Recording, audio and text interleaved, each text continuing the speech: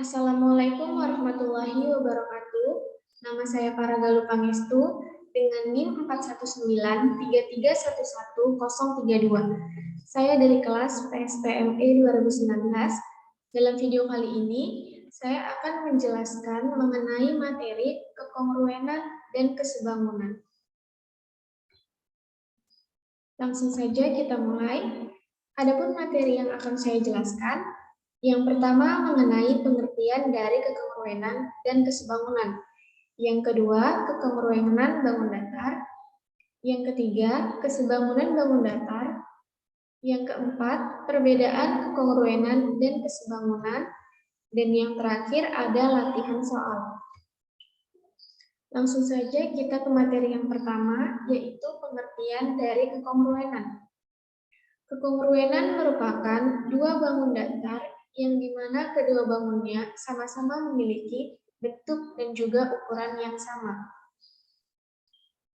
Untuk pengertian kesebangunan, yaitu kesebangunan merupakan sebuah bangun datar di mana sudut-sudutnya mempunyai kesesuaian yang sama besarnya. Dan juga panjang sisi-sisi sudutnya juga bersesuaian dengan mempunyai sebuah perbandingan yang sama. Materi selanjutnya yaitu kekongruenan bangun datar. Dua bangun datar segi banyak atau poligon dikatakan kongruen jika yang pertama sisi-sisi yang bersesuaian sama panjang dan yang kedua sudut-sudut yang bersesuaian sama besar. Berikut merupakan contoh dua bangun datar yang kongruen, di mana sudut-sudut yang bersesuaian yaitu sudut A dengan sudut J, sudut B dengan sudut K, sudut C dengan sudut L, dan juga sudut D dengan sudut M. Untuk sisi-sisi yang bersesuaian, ada sisi AB dengan sisi JK, sisi BC dengan sisi KL, sisi CD dengan sisi LM, dan juga sisi DA dengan sisi MJ. Nah, jika bangun ABCD dan JKLM memenuhi kedua syarat yang sebelumnya telah dipaparkan, maka bangun ABCD dan JKLM kongruen dan dapat dinotasikan dengan ABCD kongruen dengan JKLM. Berikut merupakan contoh soalnya, di mana kita perhatikan terlebih dahulu bangun pada soal, kedua bangun pada gambar adalah kongruen, maka sebutkan sisi-sisi dan sudut-sudut yang bersesuaian. Nah, untuk sisi-sisi yang bersesuaian, yaitu ada sisi AB dengan sisi WX, sisi BC dengan sisi XY, sisi DC dengan sisi YZ, dan juga sisi DA dengan sisi ZW. Untuk sudut-sudut yang bersesuaian, ada sudut A dengan sudut W, sudut B dengan sudut X, sudut C dengan sudut Y, dan yang terakhir sudut D dengan sudut Z. Materi selanjutnya yaitu ada kesebangunan bangun datar. Nah, dua bangun datar dikatakan sebangun jika yang pertama perbandingan sisi yang bersesuaian yaitu senilai, dan yang kedua besar sudut-sudut yang bersesuaian adalah sama. Nah, di sini ada contoh dari dua bangun datar yang sebangun, di mana sudut A-nya sama dengan sudut E, sudut B sama dengan sudut F, sudut C sama dengan sudut G, dan sudut D sama dengan sudut H.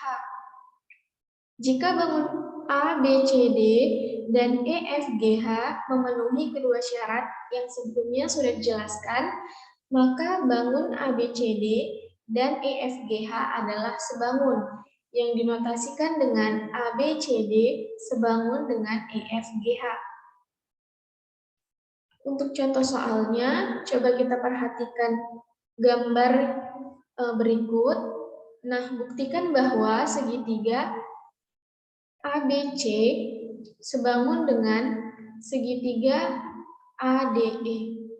Untuk penyelesaiannya, pada segitiga ABC dan ADE dapat dikatakan bahwa sudut ABC sama dengan sudut DAC. Kenapa demikian? Karena sisi BC sejajar dengan sisi DE dan sudut ABC sehadap dengan sudut AD dan E. Maka sudut BAC sama dengan sudut DAC. Kenapa demikian? Karena sudut BAC dan sudut DAC berhimpit. Karena dua pasang sudut yang bersesuaian sama besar, jadi segitiga ABC sebangun dengan segitiga ADE. Selanjutnya kita masuk kepada latihan.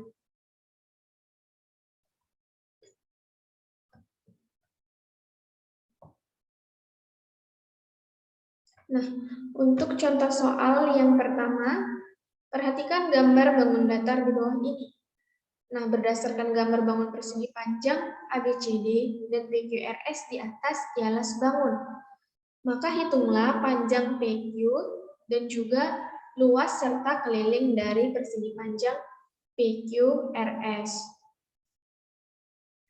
Untuk penyelesaiannya, kita selesaikan yang pertama dulu, yaitu perbandingan. Sisi AB dengan AD bersesuaian dengan sisi PQ dengan PS, sehingga PQ per PS sama dengan AB per AD. Di mana nilai PS-nya itu 6, maka menjadi PQ per 6 sama dengan AB-nya 16 dan AD-nya 4, jadi 16 per 4. Nah, kita peroleh PQ sama dengan 16 dikali 6 per 4. Kita peroleh 96 per 4. Maka PQ yaitu 24. Untuk soal yang B, mencari luas dan juga keliling persegi panjang PQRS. Untuk luasnya, kita kalikan PQ dikali PS, di mana PQ-nya 24 cm dan PS-nya 6 cm, maka diperoleh luas persegi panjangnya 144 cm².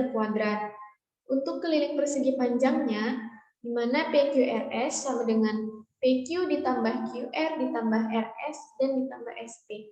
Di mana nilai PQ-nya 24, QR-nya 6, RS 24 cm, dan SP 6 cm, maka kita peroleh keliling persegi panjang PQRS yaitu 60 cm. Untuk contoh yang kedua, kita perhatikan gambar trapesium ABCD dan PQRS yang kongruen. Nah, jika panjang sisi AB-nya 40 cm, BC-nya 21 cm, RS 16 cm, dan PS 15 cm, maka tentukanlah panjang sisi AD, BC, PQ, dan juga QR. Untuk penyelesaiannya, kan diketahui bahwa bangun ABCD kongruen dengan PQRS. Berarti sisi-sisi yang bersesuaian sama panjang dan sudut-sudut yang bersesuaian juga sama besar. Nah, untuk menentukan panjang sisi AD, DC, PQ, dan QR, kita tentukan terlebih dahulu sisi-sisi yang bersesuaian, yaitu sisi AB dengan sisi PQ, BC dengan QR, DC dengan SR, dan AD dengan PS.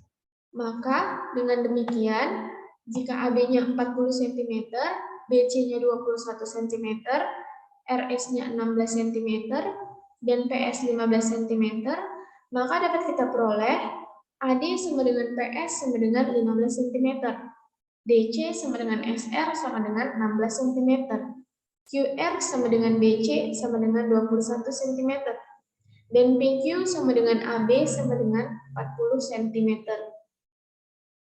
Nah, demikian penjelasan dari saya mengenai kekongruenan dan kesebangunan bangun datar. Lebih dan kurang saya mohon maaf. Assalamualaikum warahmatullahi wabarakatuh.